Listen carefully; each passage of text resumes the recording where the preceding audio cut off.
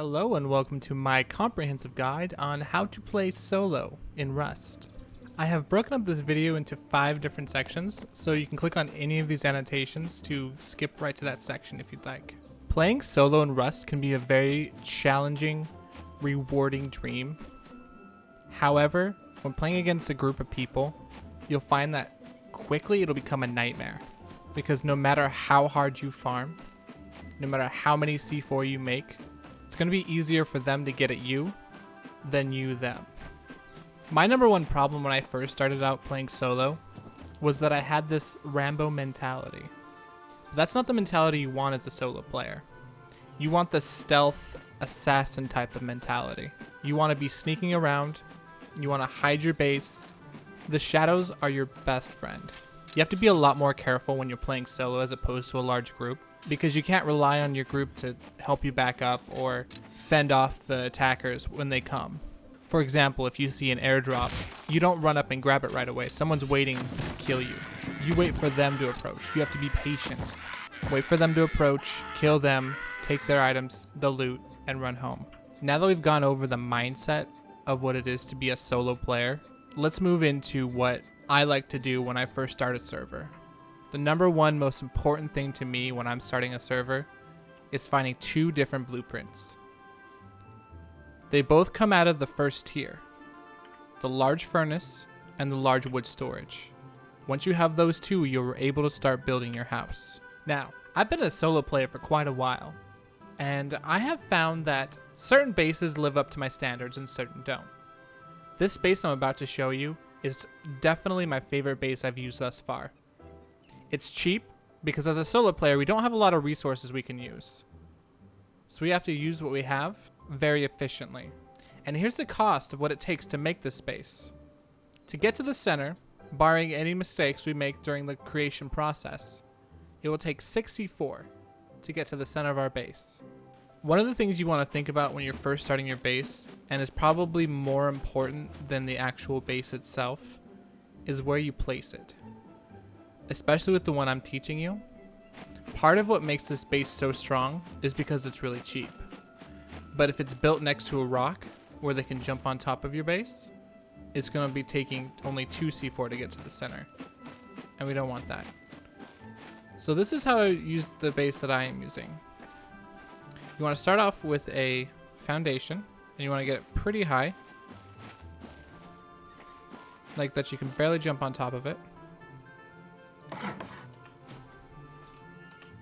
And then you want to put triangle foundations on each side of the original foundation you placed. And then to the right of those triangle foundations, you want to place a square foundation. And then you take the gaps and fill them in with triangle foundations.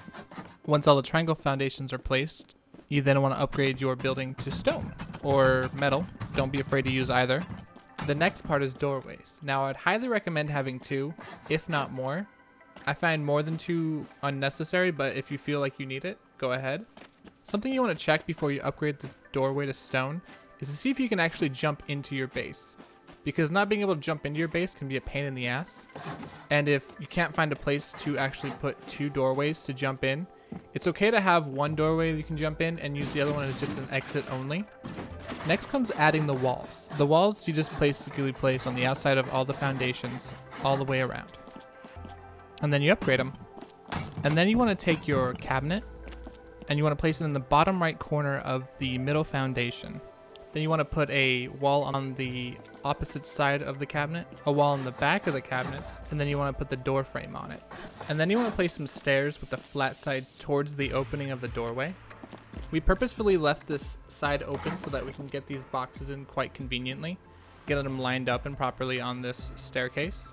And then we upgrade the outside of our inner loot room. And then we add the final wall that we need and upgrade that too. I would also highly recommend upgrading the stairs so that one bad misfire doesn't completely have all your loot all over the floor. It's happened. It's terrible. Now you want to go ahead and put in our roof. We want to put square floors on top of square foundations and triangles on top of triangles. And then we want to upgrade it. And now if you have doors on, basically you have a safe base now. Like you have a place to store your stuff that's going to take at least 4 C4 to get your stuff. An important part about playing Rust in general is knowing how your doors are placed. Make sure that you're going to predict where they're coming in from and then place your doors accordingly. For example, you want your doors to open into your base, or you want your loot room door to open into the loot room. That way that the door is not easily bone club rated, because enough bone clubs can take down even armored doors quite easily. Now for the bread and butter of this base. What makes this base truly amazing in my opinion, especially for cost efficiency. For every side of your main loot room, you want to place 2 doorways. And these doorways will have doors in them that will help protect this side against being raided. So they'll have to blow into your base from some other direction and then blow into one of these sides in order to be able to blow into your main loot room. And that's what makes this base so strong. This is what it would look like from the top if you didn't have any roof on, after you place those doorways. Now that we have those doorways up, the next part is putting the doors in. There are 2 different ways to put the doors in. The first way involves having all your doors open the same direction. That way it's really easy to navigate your base, because you can use these side rooms as storage for other things, like furnaces or extra storage if your main one is full and you want to place like metal or stone in here.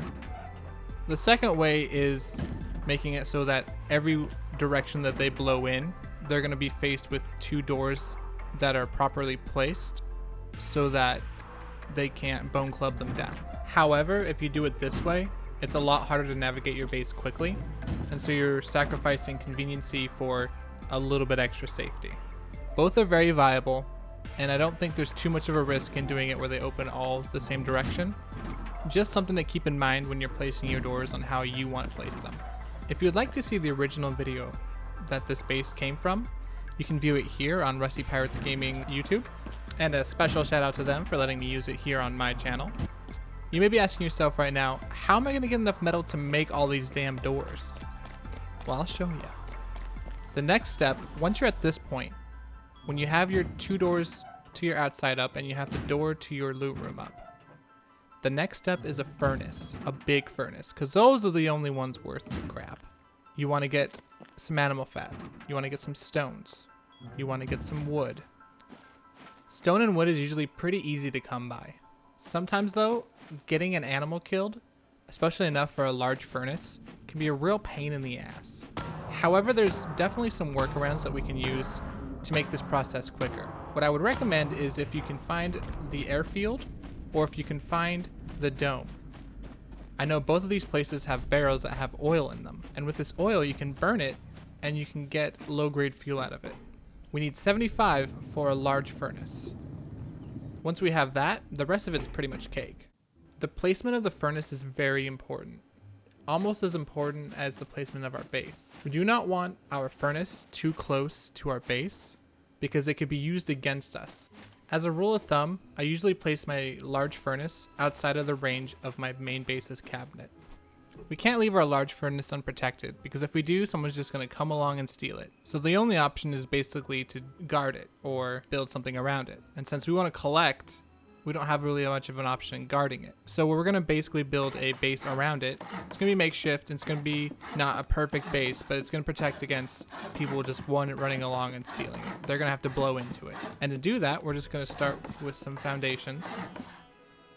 We're going to get those all the way around the furnace. We're going to get as close as possible so that we're minimizing the amount of materials we need. And then we'll be placing walls all along the outside. And then we're going to do another story of walls. And then we're going to upgrade everything to stone. And then we're going to add our doorways. We're going to have an airlock so we can't be camped outside of our furnace area. And then there you go. You have a furnace. Alright, so you have your base. You have your furnace. But now you're wanting to move up. You're wanting to something that's better than 64 worthy. Well, this next base, if they do everything 100% right, it will take 18 C4.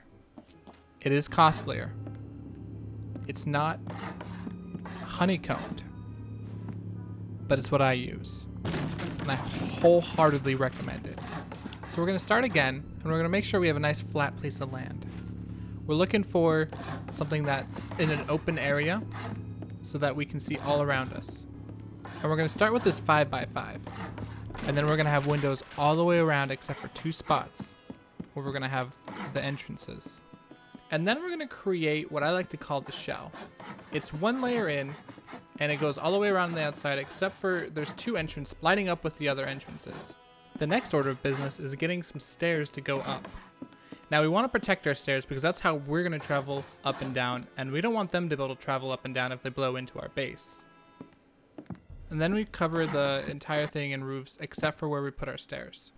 And then we're going to surround the entire thing in walls because this floor is going to be a walled floor rather than a windowed floor. After you're done placing the outside wall, if you want, you can do the second story, which is going to be windows. It may save you time in the future. And then we also still do the shell with some more doorways. We build our stairs up, and then we get the roof on this floor too.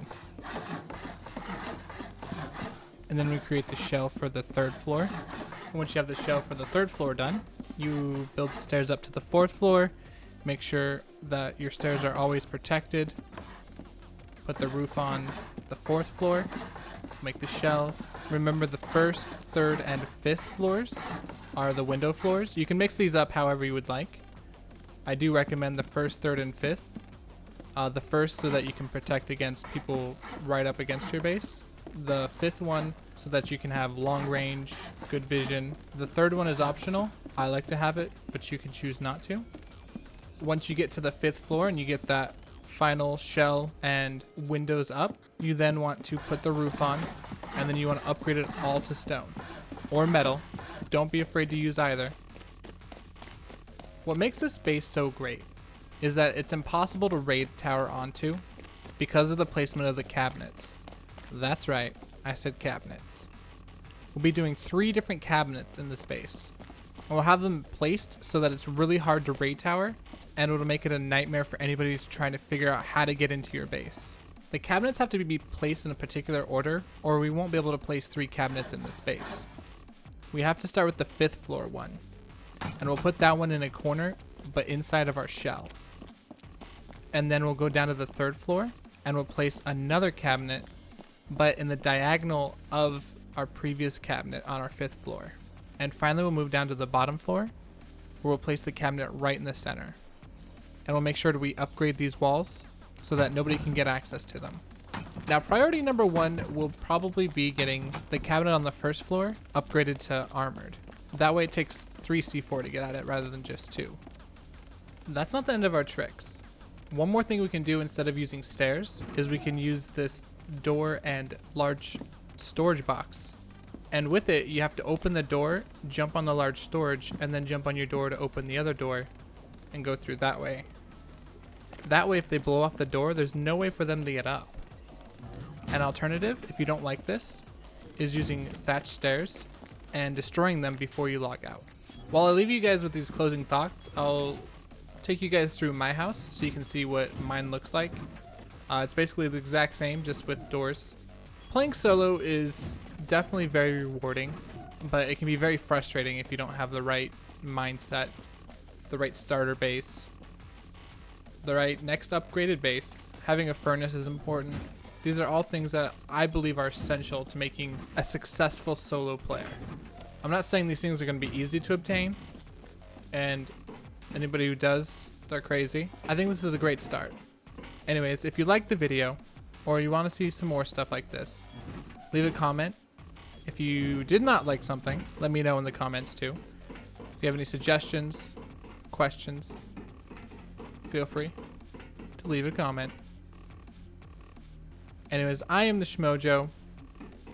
May the ore nodes be plentiful and the bears nowhere to be seen, and take it easy.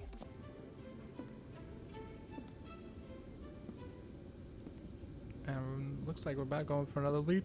And oh god, my legs. Nothing that time either. But at least we have some food right away to heal up with. That's what's important. So we get some stairs placed.